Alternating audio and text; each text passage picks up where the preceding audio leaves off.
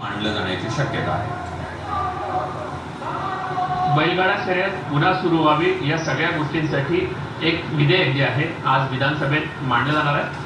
बैलगाडा शर्यत समिती जी राज्य सरकारच्या वतीने नेमण्यात आली होती त्या समितीचे सदस्य महेश लांडगे आपल्यासोबत आहेत। साहेब, या सगळ्या बैलगाडा शर्यतीच्या संदर्भातलं एक विधेयक आज सभागृहात येणार आहे, काय सांगायला संपूर्ण विधेयकासंदर्भात?